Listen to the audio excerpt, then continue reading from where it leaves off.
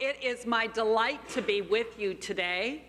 This is the first time I've spoken as a minister here at Unity Church of Overland Park, but my heart and soul is woven into this community. My mom was a Unity minister, and my dad was a Unity minister, so I like to say I'm marinated in the message. If I don't know the principles, then, you know, what's up with that? So for me, my mantra that I want to share with you all today is, all is well. That means that no matter what drama, what circumstance, what condition is going on in your life, there is a way of knowing the presence of God. There is a way of knowing and accepting that God is and we are. That we are one, that we're all connected in a beautiful, beautiful tapestry we call life. We're human and we're spiritual. We're here to grow, and we're here to learn, and we're here to experience love as we grow. So each of us have been given life so that we can make a difference. We can be a contribution. We have come here today not by chance, by choice. And so as you choose in to this very particular time of Unity Church of Overland Park, know that you're choosing in to create something extraordinary. Are you ready? Yes. Yeah. Something extraordinary is happening right here, right now at Unity Church of Overland Park. They're birthing a new iteration of what it means to be a loving community. As I was sitting with all your ministerial staff in between the services, I thought, yes, this is the game of life I want to play together. Together. Reverend Bob last week invited us to step forward, to not wait till we get a new minister, but to step forward into what we knew was ours to give, to share, to celebrate together. As I look out here, I see many faces that I know and many new faces too. As I was preparing for this talk, I had my very dear friend, Doris Briggs, help me to coordinate what it is that I really wanted to share with you all, because this community is built on love. This community, Doris and Dwight and my husband and I were in a small group for, Doris, how many years? For so many years we hated to separate and go into another group, but after a while you got to get to know the whole family, right? So in 1989, my mom was the interim minister here at Unity Church of Overland Park, but it was at 97th and Antioch. And she was here for a year until Mary Omwick was hired as a minister. And Mary was here for 10 years. When Mary was here, my husband and I and my children did just about everything we could in this community, because we got the love, the acceptance, the creativity that this community generated. There were so many books written out of this group. There were so many children born in this community. This became a church that was a flagship of the Unity movement. There were so many classes held here. There were so many volunteers. And life was transformed for a lot of people. One thing we can always count about life is that it's uncertain, right? That it's constantly changing. It's unpredictable. So what do we do when life happens and we hit that uncertainty? When we don't know what's going on, when we don't know the next step to take, when we don't know who we are, whose we are, and we feel like we're alone. That is the greatest cause of suffering, my friends, is to feel that you are alone, to not be able to connect with the presence and power of God. We say in unity, there is one presence, one power in all the universe and in my life. That presence and power is God. And God is? Is God good just some of the time? All the time. Thank you, Jeff. Jeff was the treasurer here for, what, 7 years? So Jeff is a good friend. Thank you for being here to support me. So when Mary came, and the church just exploded. When she and the board had a relationship that was very unusual. Do you know, as a board, when I was on the board, we went as a group to Santa Barbara to Gay and Kathleen Hendricks conscious relationship training. We went as a group. Can you imagine going with the board for a week getaway to learn how to be really conscious creators? To know that connection and relationship was how we experience life. So this community really birthed me as a minister. When I went to ministerial school, the church supported me with a tithe. And while I was going to school, something was happening with my mom.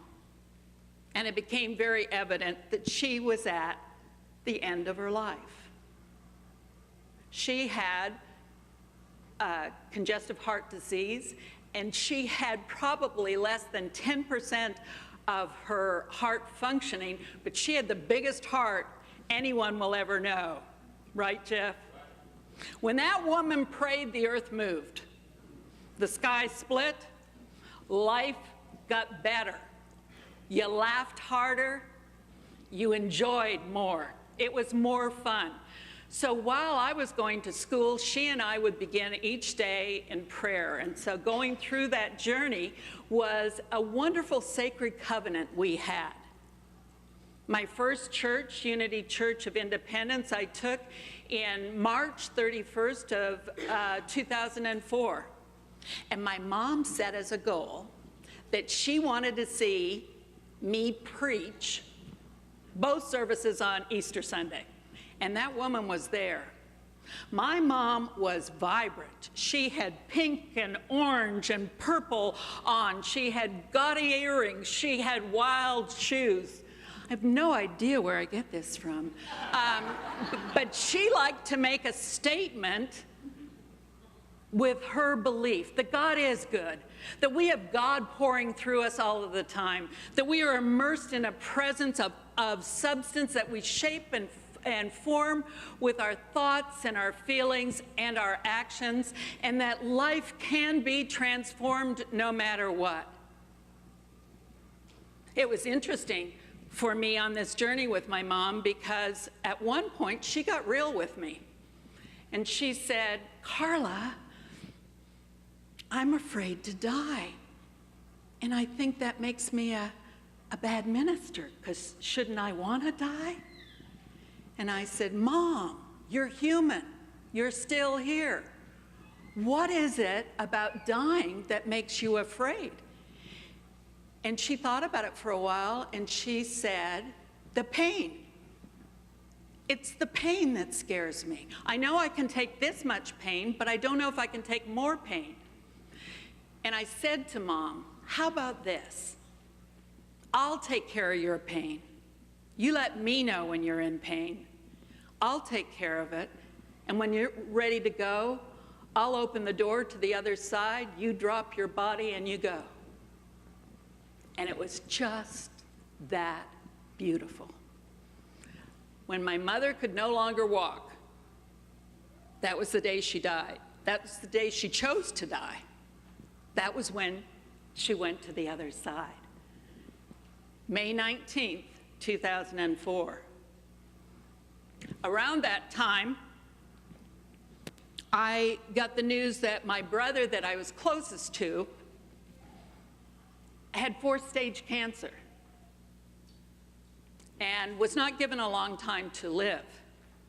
Now, this is the brother that I could sit in a room, we could have no conversation, but feel whole, connected, complete. He was the introverted side of my extroverted. He was so incredibly special to me. I couldn't believe how I would live without him in my life. And I said that to him. I said, Mark, what am I going to do? I don't know how to be. And he said, you'll be just like you are now. You'll breathe in, and I'll be there. And you breathe out, and I'll be there. This was around Thanksgiving of 2004. And I said, don't die, Mark, until I get there. And he said, I don't need you to be here. And I said, I don't care. I need to be there. I need to be a part of that. So I flew to Connecticut, and I was holding my brother's hand when he passed away 6 hours after I got there. But what I got to do before he died was I got to tell him that there was a new being coming into the world that was going to carry on his name. That Heather, my daughter he was so close to, was pregnant. And that we knew it was going to be Tobias. And he would carry Mark's middle name, Bishop, forward. And I said to Mark, if you want to, before you leave, whisper in Tobias's ear how great life is. And Mark died November 19th, 2004.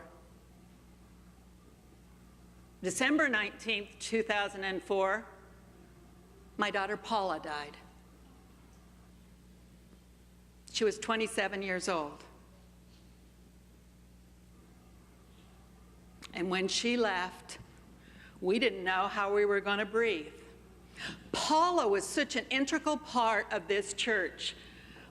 Mary Omwick always made Paula feel special. Fred went out of his way. Fred and Alice Anderson did a Friday night service called Fabulous Fridays. Any of you remember it? Yeah. They made Paula the head usher in her wheelchair. Anybody remember Paula?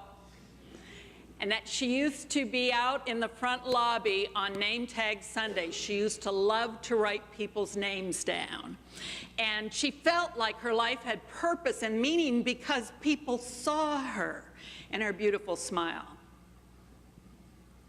December 23rd, 2004, we had her memorial service here in this sanctuary.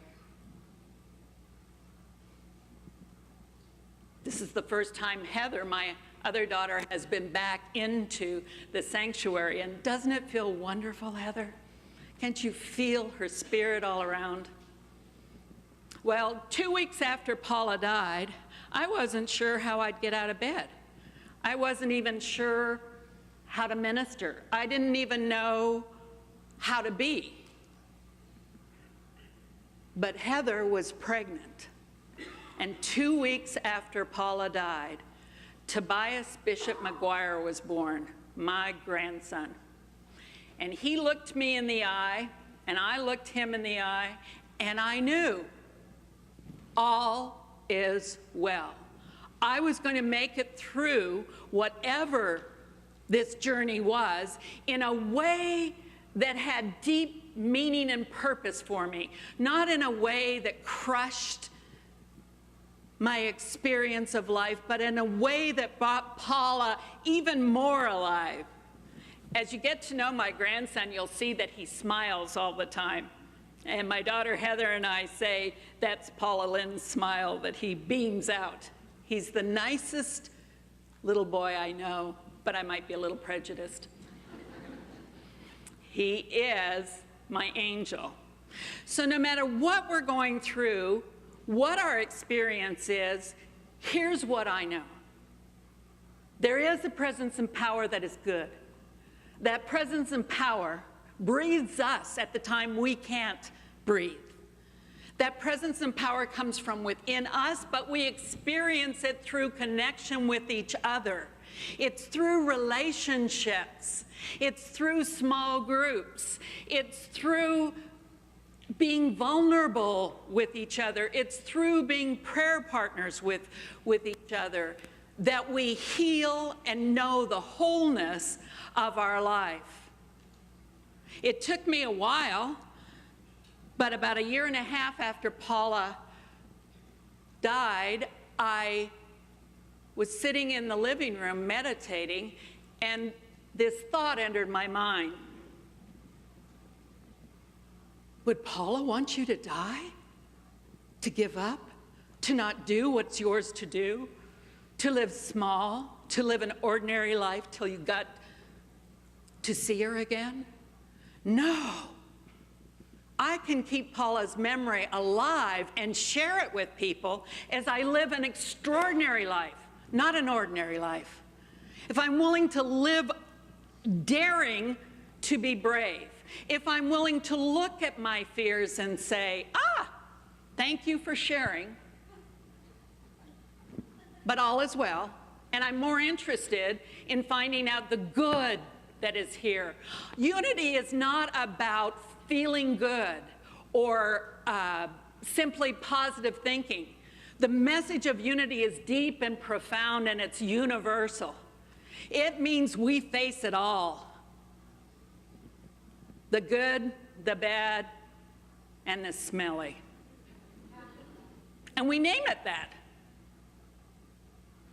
We don't deny, but we affirm the power of goodness that moves through this world. We can choose to transform, to transcend any situation by the mantra, all is well. A mantra simply is a conditioning for the mind. And I don't know, maybe your mind's not like my mind, but my mind chatters all the time. It just chatters away. It makes up stories, it has opinions, judgments, ways of knowing things. It thinks it's right. Isn't that crazy? It thinks it's right. I know that I'm in trouble the minute I think I'm right. I know something wonky is going on. And I go back to all is well. Jesus in the Sermon on the Mount is said to have said, ask and it will be given. Seek and you will find. Knock and the door will be opened. He was talking about prayer. Ask in prayer. We don't ask to change God or to ask God for something. We ask God so that we change ourselves, so we get into that flow of knowing. We are more than the chatter of the mind. We are more than the condition we're in. We are love and expression, and we are a community that love is building here. I wish you could feel what I feel from your energy. It is just amazing. I'm excited to see what directions this community is going to move in. And I tell you, you're not getting rid of me. I want to stay here and see what's happening, because this is a creative field. This is a vortex of life. 1.5 years after Paula went on, I read an article in Contact magazine, Unity's magazine, that had the title, "Would it be okay with you if life got easier?" And I went, yeah, you know, it really would. And in answering the yes to that, in accepting that there was another way of learning how to play this game we call life, a way that I could feel more alive and enthusiastic and vibrant, I became a spiritual coach. I took the training. Walking through that dark night of the soul, being cracked open in a way I didn't know how I could be, allowed me to see what my purpose in life is. My purpose is to be your soul's best friend. I'll be there in the dark places, knowing you're going to find the light, but I got your back, I got your hand, and we're in it together, and we're in it to win it. So this afternoon, if you are interested, come have fun with me. We're going to play the game of life a different way than maybe you've played it before. We're going to use spiritual principles in a way that maybe you've not used them, and we're going to learn from each other that all is well, no matter what. Thank you very much.